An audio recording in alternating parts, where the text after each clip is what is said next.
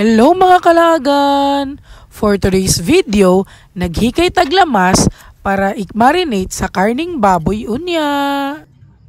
Digyon na to kalimtan ng ahos no, kay isagid na siya makapawala sa langsa. Charan! Naana ang karne! Limonsito para pampalami sa lasa sa karne.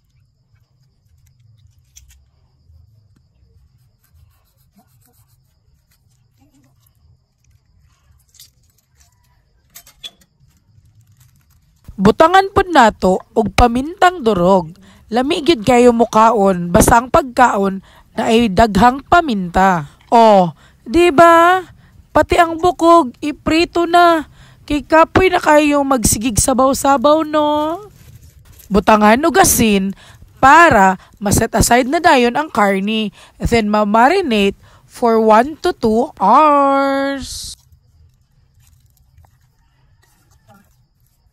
After 1 hour nga pag-marinate, magpainit na tag-oil.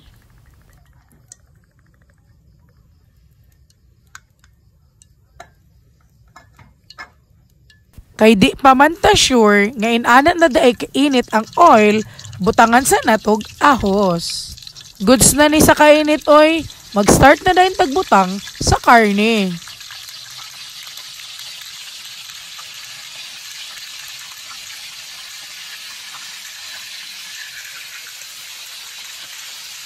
Pak! Gitakloban oy. Kay grabe ka pisik. Sakit kaayo.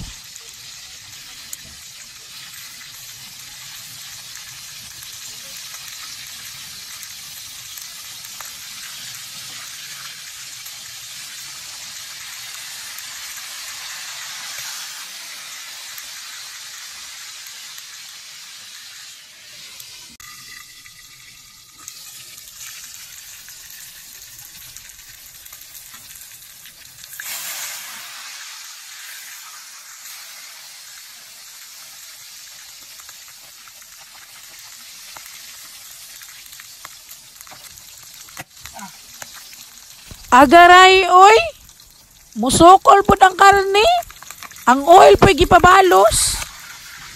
Pero kay gusto man ta mukaon, wala gyoy makapildi sa atong cravings.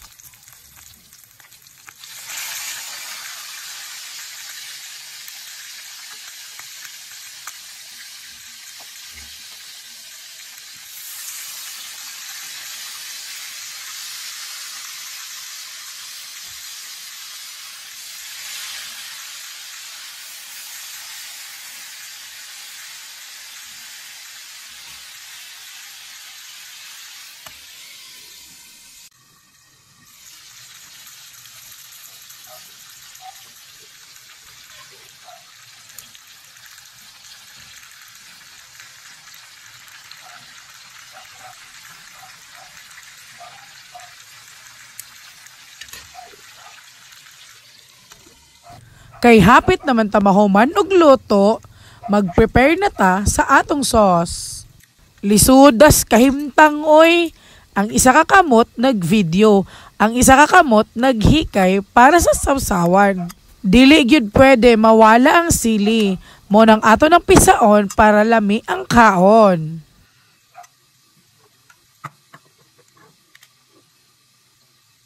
Akong dugangan og suka no? Kay kaning sawsawan, butangan ni nako og pipino. Mekos, mekos, para mabalance ang timpla. Okay mga kalagan, visit na po ta sa tong karne no, kay basi na pagod na ni.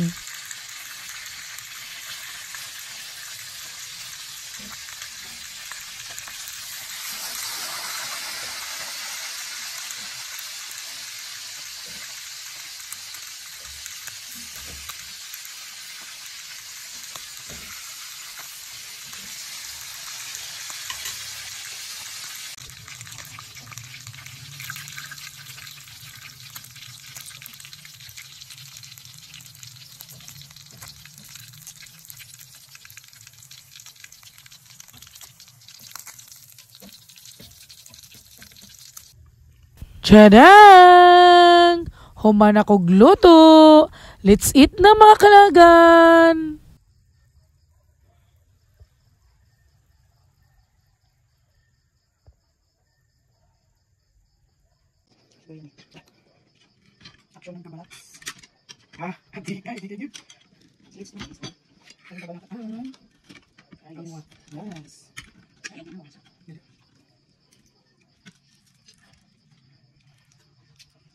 Actually, gusto na gyud kay ko diri magkinamot mga kalaagan. Kaso lang, lami manggod pud ang sausawan, so need siya kutsara para manamnam gyud ang sauce. O di ba? Gipakilid na akong tinidor para walay sagabal.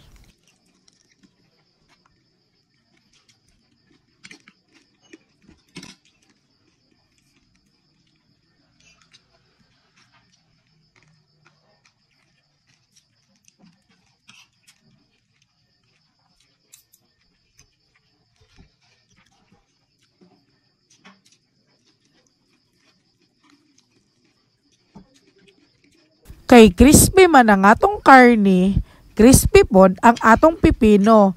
Pero ang atong rice di pod palupig. Kay mais nga bahaw ni siya. So, grabe ka crispy.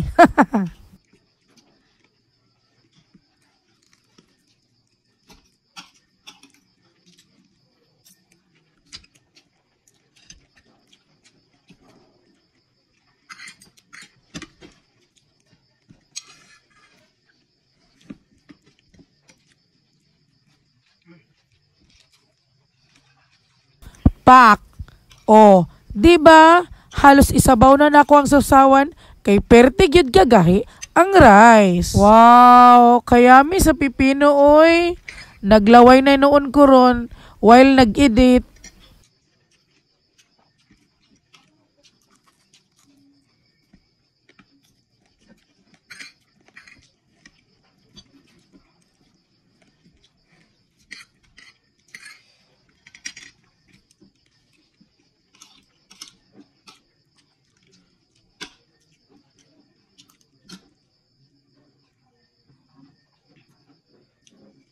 Pepeno plus Bombay plus sili.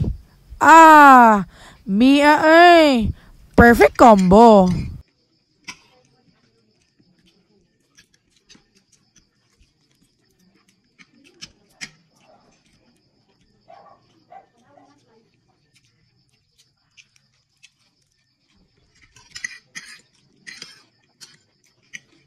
Bye for now mga kalagan. Mukaon sa kog tarong. See you on my next vlog.